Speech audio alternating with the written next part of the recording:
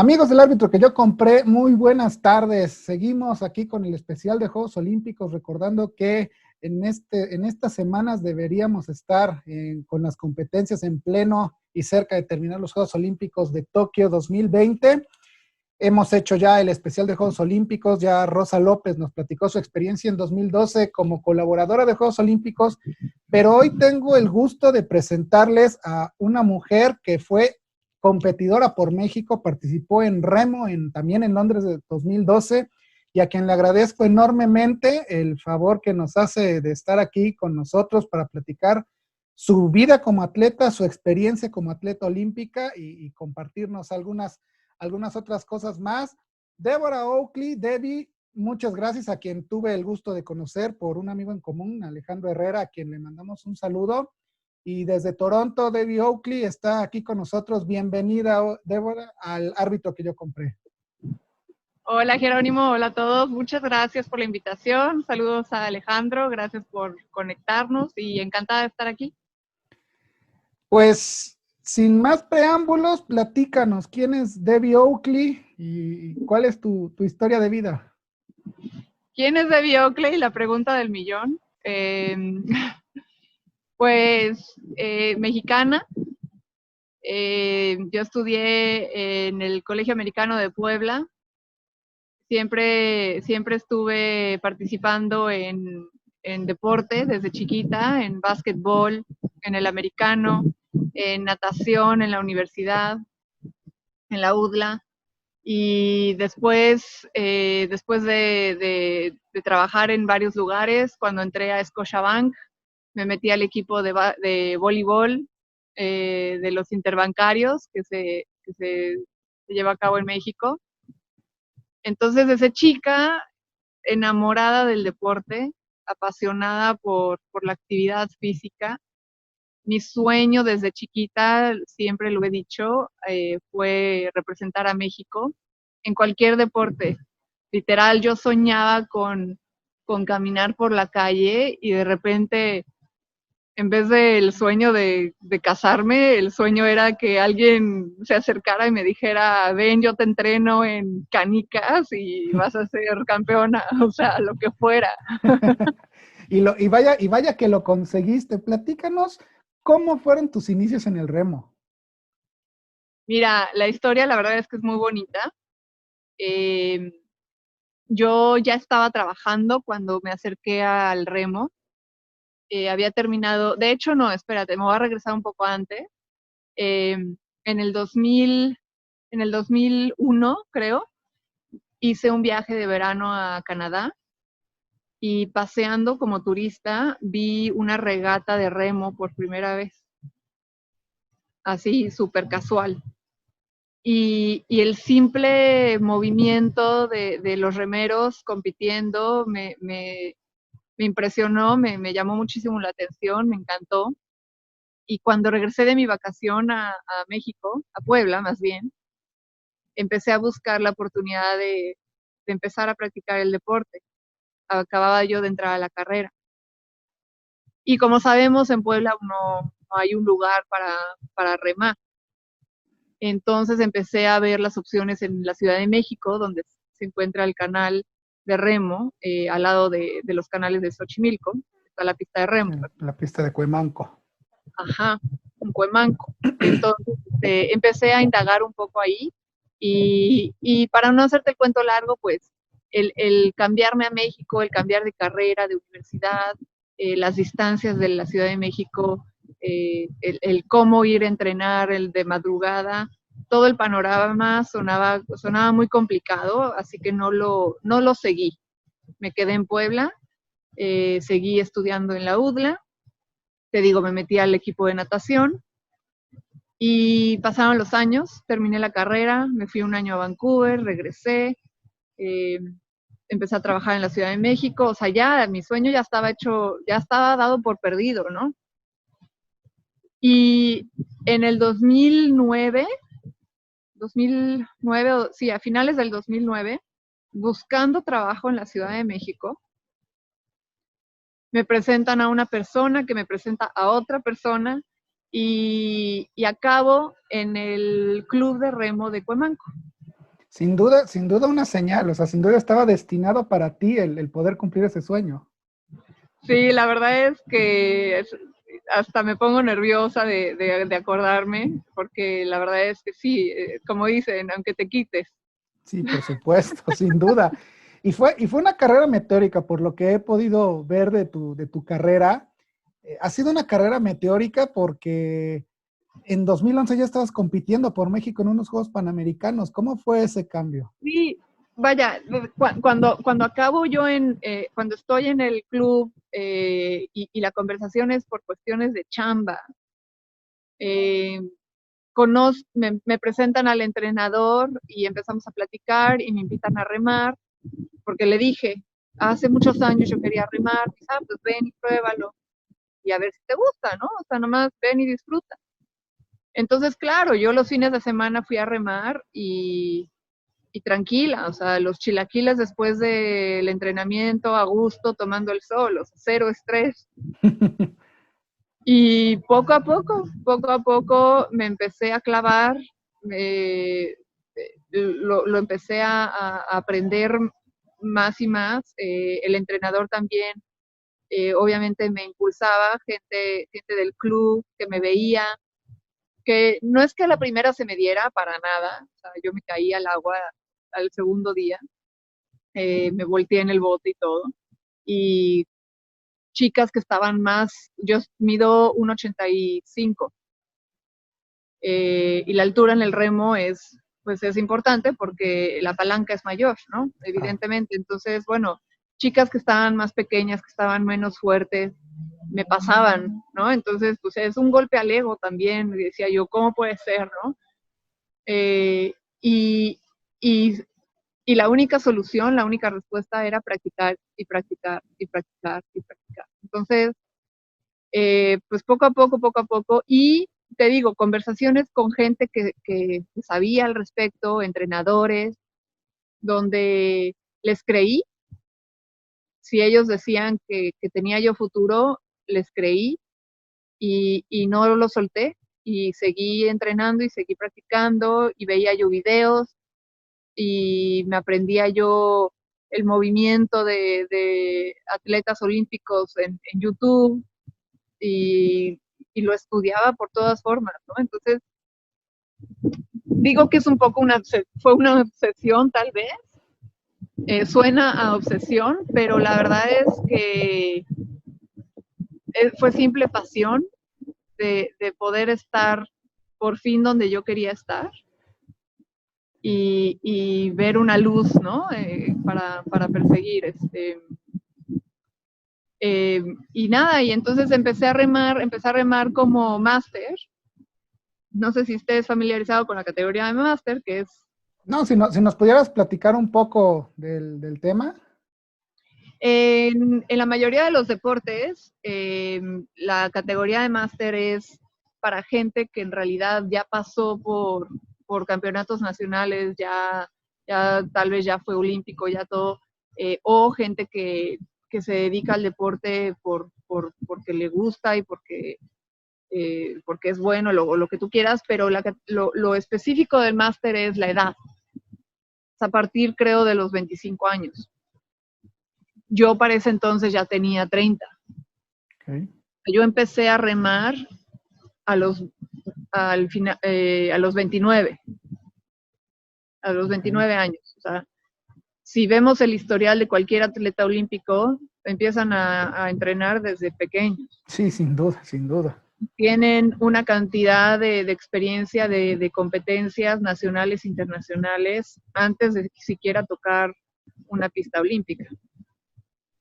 Entonces yo, lo, lo, lo, lo lindo es que yo aprendí a remar en menos de 3 años antes de los Juegos Olímpicos. Sí, sí. Yo al verbo que pusiste hace rato de obsesión, yo prefiero ponerle perseverancia, ¿no? Y constancia, disciplina, sin duda, ¿no? Que son más, que realmente es lo que describe todo lo que viviste en ese proceso de, yo diría 1 año y medio, ¿no? Porque pues obviamente ya 2011 era preparación para Panamericanos, ¿no? Entonces hablemos de 1 año y medio en el que tú realmente te esforzaste por trascender, ¿no? En esa lucecita, por alcanzar esa lucecita que decías. Y al mismo tiempo trabajaba yo en Scotiabank, o sea, al mismo tiempo yo cumplía con un trabajo de 8 horas y súmale las distancias y el tiempo del tráfico que te agrega vivir en la Ciudad de México, de moverme de Polanco a Cuemanco, o sea, puntos extremos de la ciudad. Entonces, definitivamente fue perseverancia por querer perseguir y por querer lograr un sueño. Y, y platicando ahorita contigo, bueno, se me vienen una cantidad de imágenes a la cabeza y flashazos de entrenando en todo tipo de gimnasios, porque a lo largo de la trayectoria, pues fui obteniendo diferentes apoyos. O sea, llegó un punto en mi vida donde no tenía dinero para un gimnasio y me iba yo a entrenar a las escaleras de un puente peatonal. No más, o sea, sin duda, como que empiezas a reconstruir la historia y sí debe ser muy emocionante, ¿no? El punto hasta donde, todo lo que tuviste que pasar para llegar a donde querías. Y luego llegan los Juegos Panamericanos. ¿Cómo fue esa experiencia? Aparte competiste en Guadalajara, ¿no? En México. ¿Cómo fue esa experiencia? Para mí, el haber clasificado a Juegos Panamericanos, te puedo decir que fue uno de los momentos más felices de mi vida. Estoy hablando de una niña que soñó con esto toda su vida, que no nada más lo intentó y hasta que lo logró, sino lo di por perdido por muchos años. Entonces, el día que yo vi mi nombre en la lista y me dieron mi uniforme por primera vez, las playeras, o sea, yo era una niña en Navidad abriendo mis regalos. Sin duda, ¿No? un sueño cumplido totalmente. Lo que para otros pudo haber sido una playera más que diga México, para mí era Santa Claus llegó y esto es lo máximo, ¿no? Sí, es como toma niño tu premio, casi, ¿no? Sí. Y bueno, el camino para eso fue pesado, fue duro. Eh, Estaba yo peleando por mi lugar contra chicas que llevaban muchos más años en el remo. Entonces, pues vuelvo a lo mismo, era seguir entrenando y seguir peleando y aprovechar cada minuto del día para mejorar en lo que tuviera que mejorar, en rapidez, en fuerza, en técnica, en nutrición, ¿no? En bajar ese gramo o lo que fuera. Y sí, o sea, llega un momento en el que te das cuenta que, como en todo, como en todo ambiente competitivo, pues sí, hay un momento donde cada quien pues saca la garra para, para lograr su lugar, ¿no? Y te puedo compartir que, que también me di cuenta del lado triste del deporte.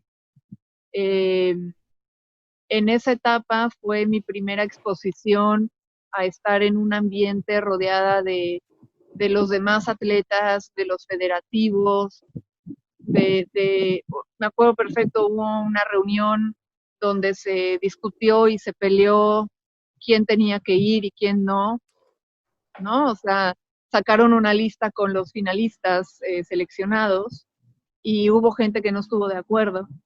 Entonces, me acuerdo perfecto, o sea, mi nombre estaba en la lista y hubo gente que no estaba de acuerdo y, y por X o Y querían, pon tú que hoy era la discusión, hoy era la reunión y querían que el día de mañana compitiéramos y a ver quién ganaba y que esa persona pues quedaba, ¿no? Como revancha o como última oportunidad o, ¿no? Algo así, ¿no? Sí. Y, y yo en ese momento, ¿cómo te puedo explicar? O sea, el mundo se me vino abajo porque, porque de haber estado en la gloria donde mi nombre ya estaba en la lista y ya estaba yo seleccionada, y ya era cuestión de seguir mejorando hasta la fecha de la competencia, estaba yo en riesgo de perder mi lugar pues, por mero capricho, ¿no? Por Y un trámite burocrático, ¿no? por temas burocráticos y porque el federativo casi que les estaba dando la opción. Entonces me tienes rodeada de, no sé, 20 personas, donde estaban casi que votando, y yo no estoy de acuerdo. O sea, yo me Claro, partí yo ya la me lo madre, gané, casi, ¿no? yo ya me partí Sí, todo para estar donde estoy, y yo peleé cuando tenía que pelear, y lo demostré cuando lo tenía que demostrar, ¿no? claro. Eh, entonces fue así como, pues me echaré a todos estos en contra, pero no estoy de acuerdo. Y con que uno no estuviera de acuerdo no se hacía. Claro. Entonces son de esos momentos que dices, eh, o sea, reconozco el esfuerzo que he realizado, y defenderlo, ¿no? Y te digo, es la parte triste un poco de la burocracia y del juego que existe a veces detrás.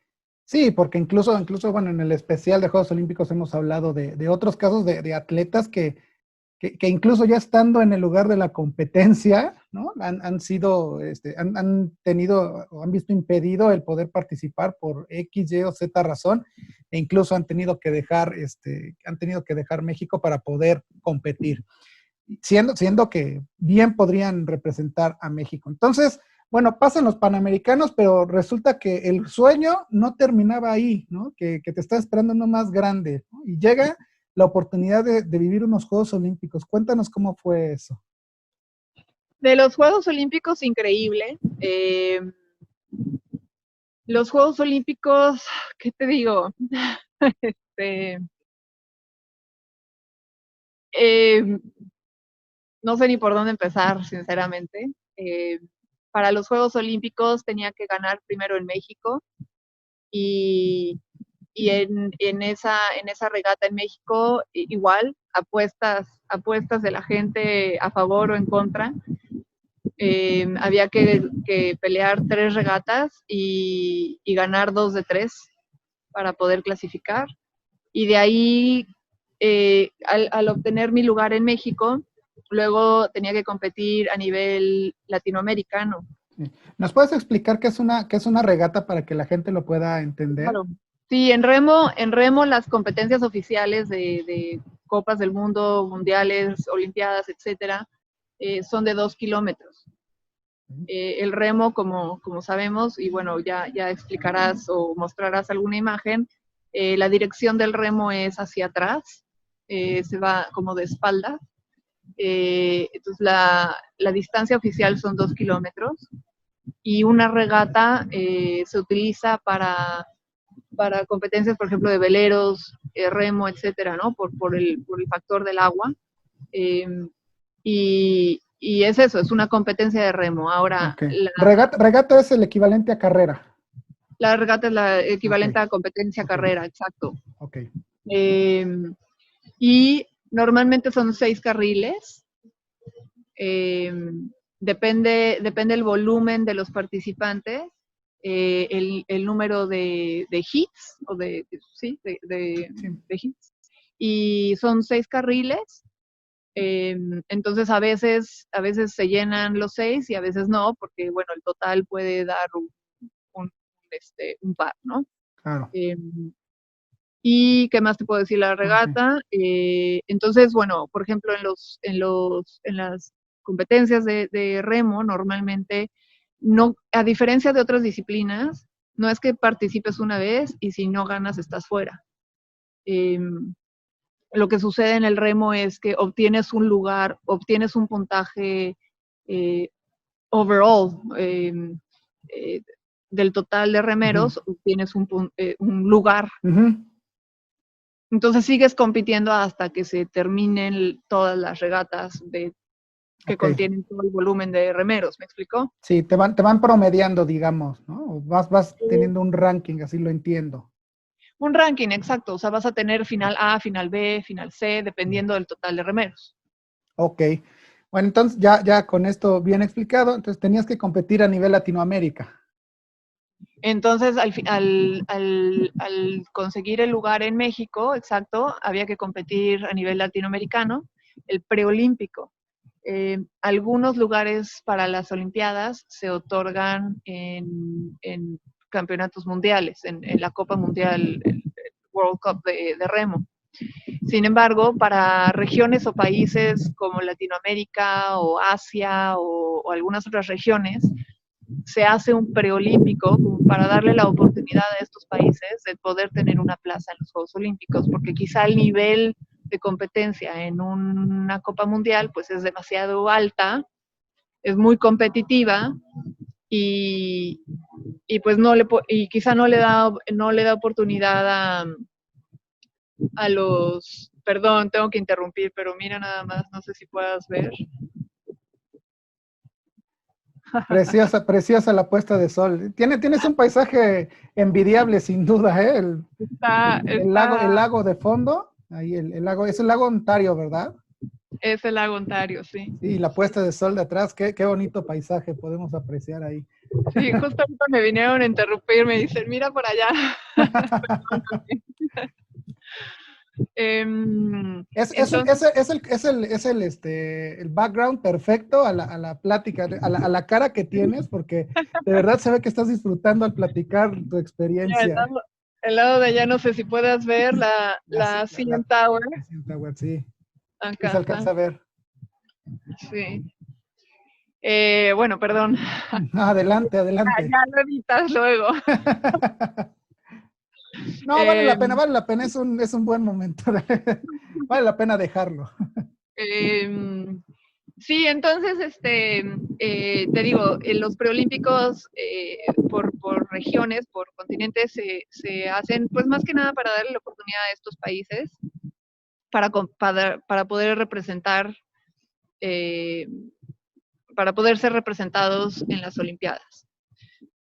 Si tú te vas a una Copa del Mundo y los primeros 10 lugares se van a las Olimpiadas, pues muy probablemente no tengas representación de Latinoamérica o de países de Asia, claro. ¿no?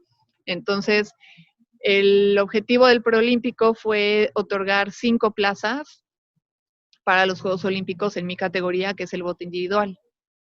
Okay. Para ello había que competir con la previa explicación del ranking, pues había que competir la primera regata, luego cuartos de final, o final A, final B, ¿no? Ir subiendo para poder lograr estar en esos 5 primeros lugares.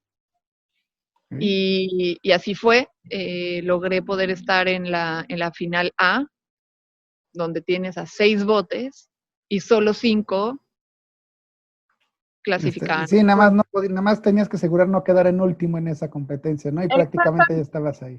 Exactamente, tal cual, porque volvemos a lo mismo, ¿no? Con mi nivel de experiencia en ese momento, lo cual era nula, o sea, tenía algunas regatas nacionales y el Panamericano, pero o sea, estaba yo compitiendo con chavas que ya habían ido a los Juegos Olímpicos.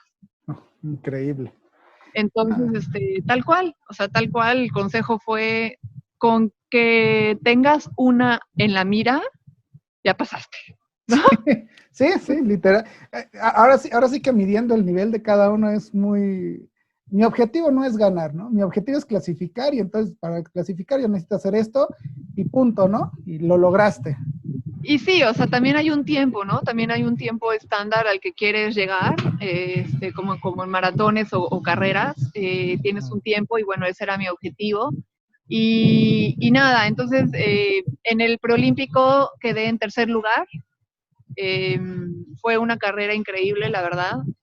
Salí como caballo desbocado y a tirar a matar. Y fue una carrera, la verdad, excepcional para mí, para mi carrera personal. Llegando en tercer lugar, clasificó a los Juegos Olímpicos y eso fue, ¿qué te puedo decir? Creo que, ya ni me acuerdo, como 3 meses antes de los Juegos Olímpicos. Nada, o sí, 3 o 5 meses, no mucho. Y en esos 3 o 5 meses, el preolímpico fue en Argentina, entonces regresamos a México y después, ya para ese entonces, cuando clasifico a las Olimpiadas, ya el trabajo, ya en Scotiabank me dan licencia para no tener que ir a trabajar, entonces ya me dedico, hasta entonces ya le puedo dedicar 100% al entrenamiento. Y eso hay que notarlo, ¿no? Todo esto que nos platicas es compartiendo tiempo con el trabajo, increíble, ¿no? O sea, es como todavía más increíble que pudieras lograr todo esto teniendo que partir tu tiempo, ¿no? Y sobre todo en la distancia en la que te tenías que mover en la Ciudad de México. Y en ese sentido, la verdad que una bendición, los jefes que tuve en ese momento, que me permitían modificar mis horarios, entonces entraba más temprano a trabajar y salía más temprano para poder evitar el tráfico. Me lanzaba a Cuemanco, remaba 2 horas y de ahí me iba al gimnasio a entrenar otras 2 horas y al día siguiente igual. Increíble. Fíjate que hay una frase que tengo muy grabada de un tío que dice, ¿no? O sea, pues sí, tú puedes trabajar y puedes conseguir tus sueños, nada más te va a tocar dormir un poco menos, ¿no? Pero claro que se pueden hacer las cosas y aquí tenemos un claro ejemplo, ¿no? Y entonces llegan los Olímpicos. Llegan los Olímpicos, bueno, antes de los Olímpicos, en esos 2 o 3 meses, nos mandan a Copas del Mundo. Por primera vez compito en 2 Copas del Mundo, una en Zúrich y la otra ya no me acuerdo en dónde. Y no, fatal. Es que esa fue la primera vez que te topaste a los que dominan el deporte, ¿no? A los alemanes, a los australianos, a los ingleses, a los húngaros. Creo que los húngaros son los mejores. El que me pongas enfrente, o sea, chavas que estaban más altas, más fuertes, o sea, yo me sentía pequeña, o sea, en México igual me siento gigante, ahí me sentía yo enana, débil,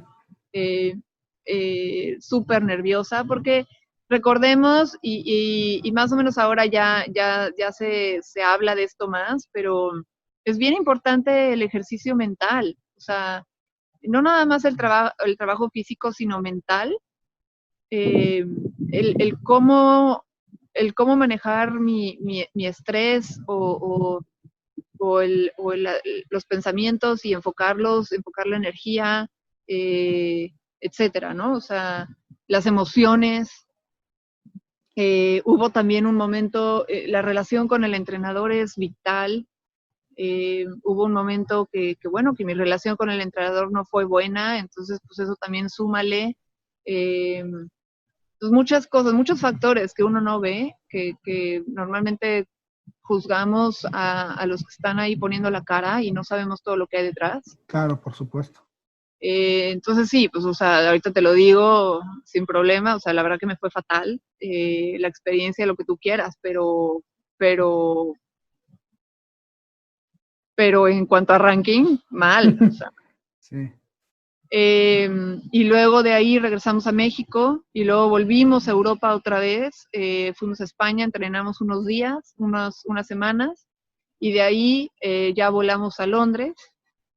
Y el remo en Londres fue, no fue en Londres, fue a una ciudad como a 1 o 2 horas de Londres por el canal, por la pista olímpica donde se ubicaba. Y nada, pues padre, o sea, una experiencia increíble. En cuanto a México, lamentablemente no pude experimentar, no pude vivir la experiencia de la Villa Olímpica, y la delegación y todos juntos y Michael Phelps, y, ¿no? O sea, sí. estábamos metidos en una universidad, una universidad que utilizaron específicamente para alojar a todos los remeros. Entonces, fue un ambiente curioso, fue un ambiente singular porque todos los que veías eran de remo. O sea, estabas conviviendo con tus propios competidores o con Entonces el ambiente quizá no fue tan sano como lo podría haber sido en la Villa Olímpica, donde ves a todo el mundo de diferentes disciplinas, Claro, no sabes ni con quién estás hablando. claro. Aquí pues todo el mundo sabía quién era y algunos ya se conocían. De México éramos dos, Patrick Lolliger y yo, que fuimos los únicos que clasificamos a Londres en remo, cada quien en bote individual. Entonces la delegación de México ahí eran dos personas que ni siquiera se llevaban, o sea. A lo mejor esa fue la parte decepcionante de la experiencia, ¿no? Sí, porque digo, hablando de experiencias, pues esa es la realidad, ¿no? Sí, claro. Digo, estuve yo de repente, me llevaba bastante con las chicas de Argentina, entonces pues, estaba con ellas, o con la del Salvador, o, ¿no? Aquí y allá, pero la verdad es que te lo puedo decir, o sea, fue una experiencia un poco solitaria, Sí, un claro. poco o bastante solitaria, o sea, el remo sola, la delegación sola, el entrenador, quién sabe dónde, eh, es la realidad. Entonces, todo eso juega tu cabeza, ¿no? O Claro, sea, y hay que saber manejarlo. claro, Se necesita experiencia para saber manejarlo. claro. Y cómo viviste la experiencia en Londres? O sea, ya tomando en cuenta la preparación previa y lo difícil que había sido las dos Copas del Mundo, ¿cómo evalúas ya lo que fue la competencia dentro de los Juegos Olímpicos? Eh, Cada carrera es diferente. Cada carrera tiene factores de viento, de tiempo, obviamente de competidores diferentes. Entonces, mi reflexión años después o durante es, uno tiene que dar el 100% todo el tiempo. Sí, O sea, claro. independientemente de los factores, o sea, no hay pretextos. Aquí, o sea, yo te cuento porque digo, estamos platicando y ya pasó y ya lo superé, ¿no? Pero,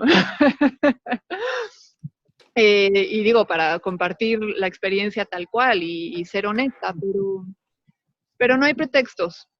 Si no había dinero, si no había tiempo, si no había, si el viento me jugó en contra con el bote, si me tocó el peor carril, si me tocaron las más fuertes competidoras, cada carrera fue única y diferente y había que dar el 100 en cada remada, no en cada carrera, en cada remada, o sea, 2000 Claro. metros de, de una remada tras una remada. O sea, No, y que aparte no ves hacia dónde vas, ¿no? Estás viendo todo el tiempo, yo creo que esa es la única prueba en todo el deporte en la que tú no ves hacia dónde vas, sino que tú nada más vas viendo más lejos la meta, digo, el inicio, ¿no? sí, Y es como que el nada más único. escuchas la señal, el pi, ¿no? Que indica que llegaste, ¿no? Pero tú ni cuenta te das, yo creo. Exacto, y es también experiencia el manejar eso, porque si tú vas, o sea, imagínate remando hacia atrás, ¿no? Entonces, si tú vas en primer lugar, pues, pues estás viendo a todas adelante de ti.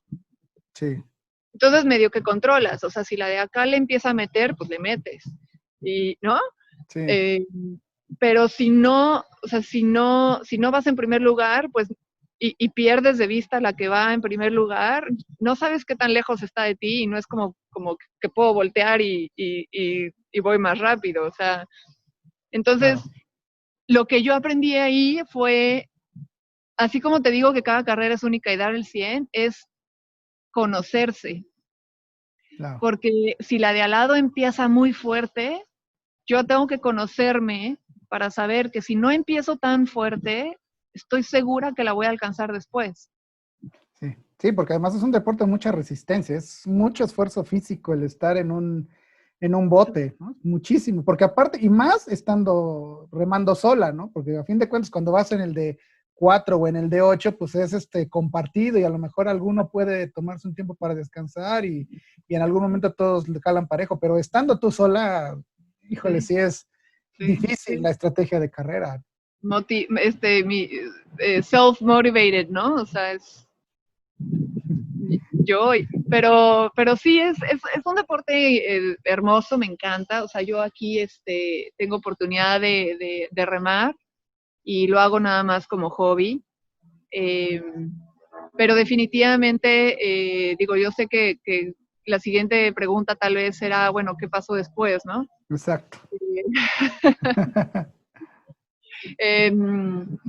Sí, yo definitivamente quería seguir hablando con varios entrenadores. Los comentarios eran, si esto lo logré en menos de 3 años, ¿qué puedo lograr en 4? Entonces, definitivamente mis esperanzas eran muy fuertes para 2016, pero resulta que tenía yo un dolor muy fuerte en la cadera cuando estaba compitiendo, y ahí en la Villa Olímpica me hicieron el favor de sacarme una resonancia magnética, y resulta que estaba yo compitiendo con un tejido de la cadera que estaba roto. Entonces, según yo era ciática o tenía que estirar, o los doctores nada más me empastillaban, pero resulta que había un tejido roto. Entonces, pues regresando de los Juegos Olímpicos, fui a ver a varios doctores y me tuvieron que operar la cadera. Y lamentablemente fue, no te sé decir, no te sé decir si fue una buena decisión. Lo lamenté bastante por muchos años, me arrepentí, porque no puedo volver a competir, o sea, me duele, no quedé bien, vamos a decir. Una pena, ¿no? De poder terminar con una carrera muy prometedora de esta manera, ¿no? Pues, ahora sí que fue sueño cumplido y ya, ¿no? Sí, claro, no, lo que viví fue increíble, y quién sabe, o sea, la verdad es que quien nos representó en 2016, excelente atleta. O sea, yo no estoy diciendo por nada que de haber seguido habría clasificado seguro, nunca sabes, ¿no? Claro, por supuesto. El hecho fue ese, que tuve que parar y a buscar otro sentido, a buscarle otro camino a la vida y seguir adelante. Y mira dónde me tiene la vida, que ahora me encuentro por acá. Por supuesto. Y en una ciudad bueno, no sé tu perspectiva desde que vives allá, pero he escuchado maravillas, ¿no? De lo que es vivir allá en Toronto, donde te encuentras. Sí, la verdad que estoy muy contenta, definitivamente. Sí, sin duda. Y bueno, vamos a hablar de un tema que a lo mejor no es muy bonito, ya tocaste un poco de tu experiencia, pero en todo este proceso que me platicas, ¿cómo fue el apoyo del Comité Olímpico, de la CONADE, de la Federación de Remo? ¿Cómo se cómo se involucraron ellos con la preparación de los atletas, ¿no? En tu caso, de la tuya. El apoyo que recibí por parte de la CONADE, o sea, la beca que otorga la CONADE, fue, ya ni me acuerdo, pero definitivamente me becaron cuando clasifiqué a los Juegos Olímpicos. Uh-huh. Hay una beca que le llaman beca CIMA. Ahora, hoy día las cosas creo que han cambiado mucho, y desconozco los detalles, y por lo que he escuchado no han cambiado para bien. Sí, CIMA ya no existe, o sea, CIMA ya lo desaparecieron con el nuevo gobierno. Exacto. Y ha habido muchos cambios de quién está a cargo y quién toma decisiones y demás, y lo cual es lamentable, la verdad. Pero a mí me dieron beca, o sea, cuando estaba en el Panamericano me dieron un apoyo, y cuando clasifiqué a los Juegos Olímpicos me subieron la beca. Y pues vamos de nuevo, cuando clasifiqué a los Panamericanos, que fue como ser parte del equipo nacional por primera vez, o sea, ya ser parte de la Federación Nacional de Remo, ahí empecé a recibir apoyo, y me mandaban a hacer exámenes médicos, o el nutriólogo, o el psicólogo, pero sinceramente el nivel, o sea, por ejemplo, el nutriólogo, después de probar 2 o no sé cuántos, acabé con una amiga nutrióloga excelente, que jamás estuve en mejor condición que con ella. Y los de la federación, la verdad es que no, o sea, no veía yo resultados. Uh-huh.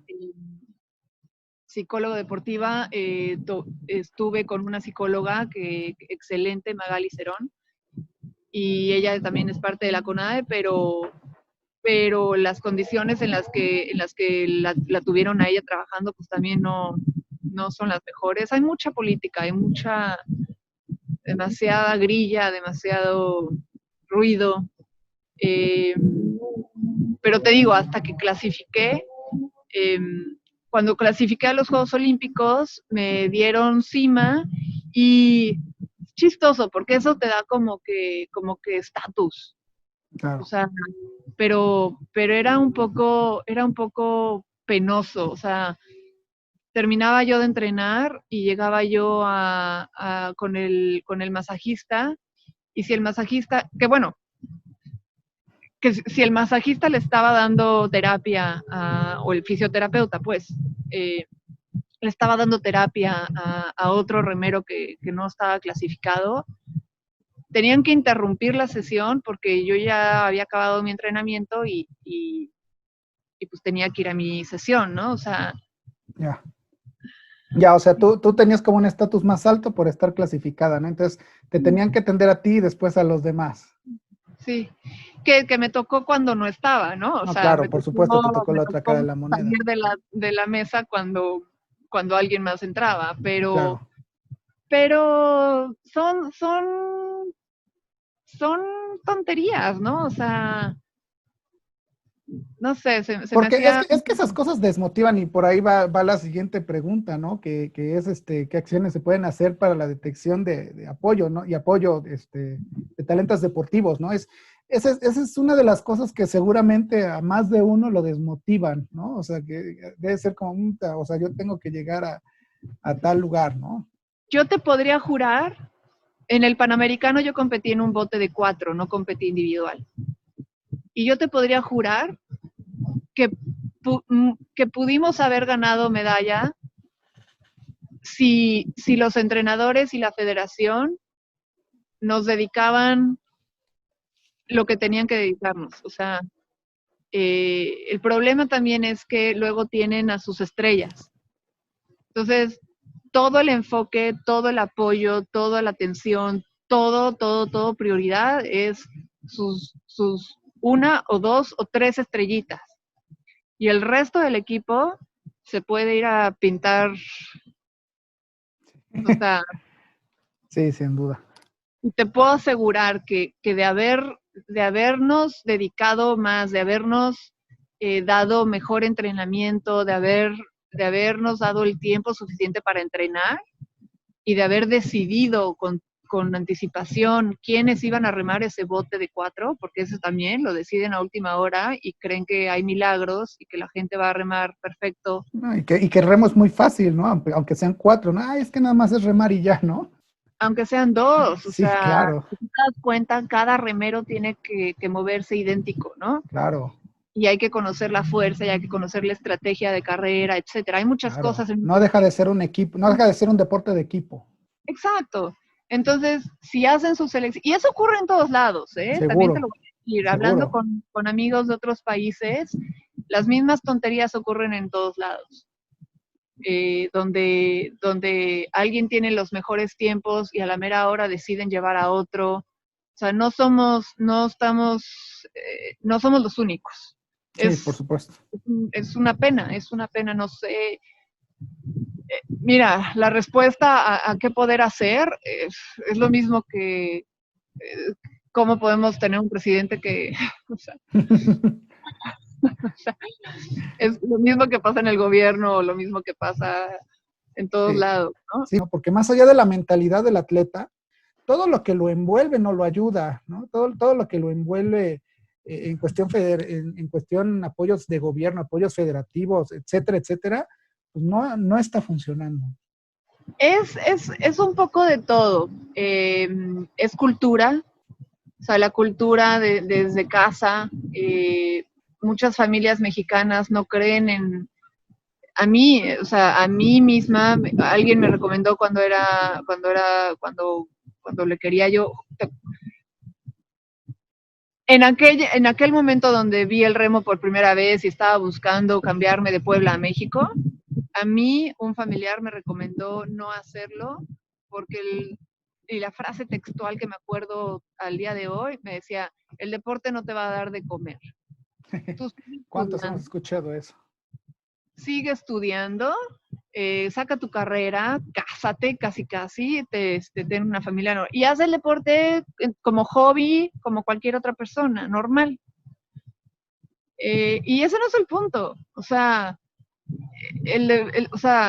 no, una cosa no limita a la otra, definitivamente. Muchos atletas siguen su carrera, o sea, no se excluye, ¿no? Entonces también es un tema cultural, me parece. Es un tema de seguridad. Aquí yo me voy en bici al club de remo. En México, o sea, primero...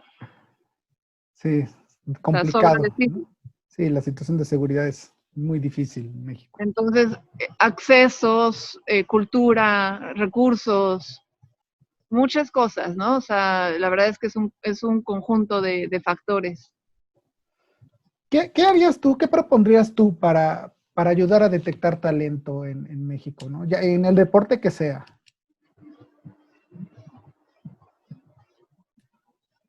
Y sobre todo lograr que perseveren, ¿no? Porque es también importante, no solo la detección de talento, sino lograr que los niños o que los jóvenes puedan perseverar, ¿no? Porque es un proceso que lleva años. Híjole,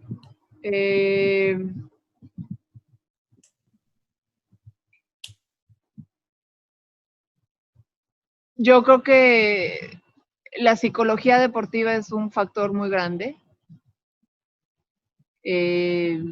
Yo pensaría que desde las escuelas, ¿no? En las escuelas metemos actividades deportivas en los programas de académicos.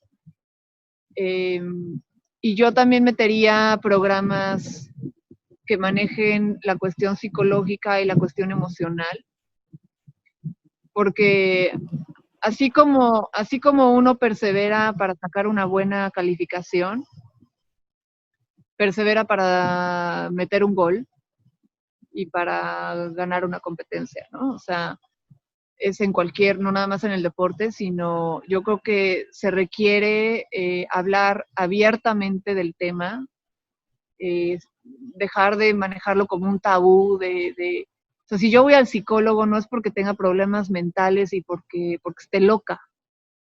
O sea, no Sí, pasa nada. sí. ¿No? Es una idea que se está moviendo mucho para cambiarse, ¿no? Está Entonces, muy...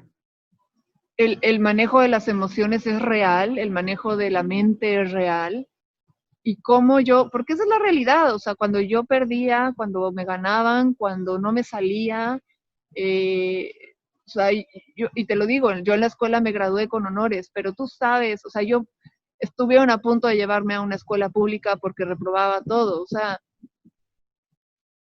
de llegar a graduarme con honores, más bien de salir de la escuela porque no daba una, a graduarme con honores, y de ser,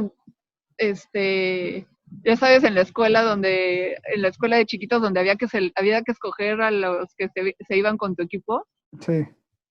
sabes que ponían a dos y cada quien escogía quién se venía a su equipo. Sí. Yo casi siempre era de las últimas. O sea, todo eso suma y te jode o sea, Sí, o te te hace creo. más fuerte o te rompe. Sin duda. Y eso es cultura y eso es determinación y eso se aprende. Entonces, ¿qué puedo decir? Meter esos programas desde pequeños que den las herramientas para que la gente, si tiene un propósito, si tiene un sueño, que le chingue y que lo logre. O sea, Sin duda. a mí cantidad de gente me dijo que no lo iba a lograr y yo decidí a quién le hacía caso y a quién no. Sí. Sí, yo creo que de toda la plática me voy a quedar con esa frase que acabas de decir, ¿no? Si alguien quiere un sueño, que le chingue y que lo logre. Creo que enmarca todo lo que es tu historia, ¿no? Y lo puedes hablar desde el ejemplo y desde la experiencia propia, sin duda. Y mira, en mi punto, en el punto que te digo de cuestión cultural, yo lo tenía de casa. O sea, mi papá, para cualquier cosa en la vida, siempre me decía, el no ya lo tienes, Sí. ya de entrada. Entonces, pues chíngale para obtener el sí. Un apoyo muy importante de tu papá, ¿no? O sea, hay pocos papás así, ¿no? Porque, como dices, es la cultura del mexicano es no, pues mejor no porque no lo voy a lograr, ¿no? En general, mucha gente llega a desistir por eso. Exacto, o ver la forma fácil, o mover las influencias para lograrlo, ¿no? Y Claro. pues hay que también ser honestos en el camino. Te iba a preguntar qué mensaje darías a los jóvenes que están practicando algún deporte y que quieran lograr, que sueñan con llegar a unos Juegos Olímpicos, pero creo que ya lo dejaste muy claro, ¿no? Si lo quieres repetir está bien, pero creo que sí lo dejaste muy claro. No sé si les quieres decir otra cosa. Que le chinguen y eh, pues, pues en el deporte en específico, mis recomendaciones son levantarse si se caen, como niños chiquitos, te sobas la raspada y te levantas y le sigues. O en tu caso volteas el bote y te vuelves a subir, ¿no? Exactamente. Saber cuándo hay que pausar, saber cuándo hay que detenerse y reflexionar y seguir adelante. O sea, saber cuando lo que estoy haciendo no me está dando resultados, entonces algo tengo que cambiar. No sé qué, pero algo. Sí, y ahí influyen muchas, ¿no? Ahí es donde ahí entra la ayuda que dices, ¿no? O sea, la parte de la psicología, el aporte del apoyo familiar, porque también, por más que tú digas, yo algo tiene que cambiar, pues sí hay muchas veces que necesitas esa ayuda que muchas veces no pedimos. Y a tu punto, es saber pedir y pedir sin pena. Eh, y, y sí, o sea, me refiero a saber cuándo cambiar las cosas, si la técnica que estoy utilizando no es la correcta, ¿no? O sea, a mí una persona me dijo días antes de una competencia muy importante, me dijo, cada día, cada minuto que tú no entrenes, tu adversario se está haciendo más fuerte y más hábil, ¿no? O sea, el Sí. día que tú decidas irte a la fiesta, comerte la pizza, no descansar, tu competencia está avanzando y tú no. Fíjate que esa frase la acabo de escuchar en una película que se llama 12, de un niño beisbolista que es igual muy determinado a jugar en la Serie Mundial de Pequeñas Ligas. Exactamente esa es una de las mejores frases de esa película. Si no la has visto, te la recomiendo igual a la gente que no la haya podido ver. Te la recomiendo en Amazon Prime, está. Y es exactamente eso, ¿no? Porque el niño quería entrenar, y entonces su papá le decía, ¿no? O sea, precisamente eso, ¿no? Sé tú o sea, tú tienes que estar siempre listo para la competencia, ¿no? Entonces sé tú el que siempre está entrenando. Sí, Y también con eso es, o sea, yo me estoy acordando ahorita de varias cosas. O sea, la otra era, el día de la competencia, lo que no hayas entrenado no va a salir por arte de magia. O sea, claro. a mí había ciertas cosas que no me salían y no me salían. Si no las entrenaba y las perfeccionaba o las dominaba, el día de la competencia, o sea, milagros no hay y la Claro, suerte no existe. claro, claro, ¿no? Eh, y la última que te puedo decir que me sirvió muchísimo fue el enfocar la energía en lo que uno puede hacer. Yo recibía muchos comentarios donde la estrategia era casi que ver los defectos de mi contrincante como para comparar y decir, no, yo sí tengo esto y yo sí puedo esto y la otra no. Yo decía, creo que esa no es la forma correcta. Y efectivamente aprendí que la forma correcta es qué tengo yo para ganar qué tengo yo, qué puedo hacer yo para ser más fuerte. Reconocer mis debilidades, trabajar en ellas y reforzar mis habilidades para que sea como mi punto fuerte el día de la competencia, ¿no? Sí. Y conocerme, o sea, el día de la competencia, si yo fijo mi atención en la de al lado, mi energía fluye hacia ella y yo pierdo energía, pierdo enfoque. Entonces, aquí, en el presente, conmigo, con lo que yo sé que puedo y a darle duro. Excelentes consejos para quien vea este video y esté interesado en hacer deporte y que tenga un objetivo claro. Debbie les acaba de dar los consejos básicos, el ABC que debe de ser de cualquier deportista de alto rendimiento que practique por hobby, pero que tenga algún objetivo, ¿no? Entonces, una gran historia. Debbie, te agradezco mucho, de verdad, el tiempo y la disposición para podernos compartir tu historia. Es algo que seguramente va a enriquecer y va a llenar de energía a todo el que lo vea. Entonces, muchas gracias por darte el tiempo de acompañarme y de participar en este especial.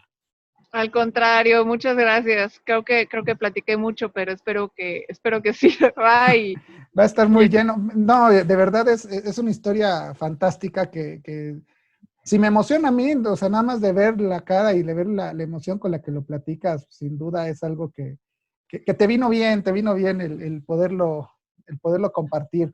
Te agradezco mucho. Antes de despedirme, también leí que das charlas motivacionales ahora. Sí, platícanos un poco. Pues todo surgió, sobre todo, obviamente, después de los Juegos. De hecho, Scotiabank, al ser empleada de Scotiabank, me pidieron dar algunas pláticas pues a toda la organización y de ahí me surgieron oportunidades para dar, si sabemos de Scotiabank, que es un banco canadiense. Entonces, de ahí me salió la oportunidad de dar también charlas para el banco en inglés y empezaron a surgir oportunidades en universidades o para escuelas y nada, pues cada que se pueda, la verdad es que me encanta, es como tú bien lo dices, o sea, la cara me cambia cuando hablo de remo, me apasiona, me llena. Y es curioso porque ya pasaron muchos años y de repente al contar de esto o ver fotos, hasta yo misma es así de, ¡ay! ¡Esa soy yo! Pues qué interesante historia, Debbie, de verdad. Muchas gracias, te agradezco nuevamente por el tiempo y vuelvo a agradecerle a Alejandro por habernos puesto en contacto. Gracias por compartirnos tu historia y será hasta la próxima. Al contrario, muchas gracias, Jerónimo. Un abrazo y saludos a todos.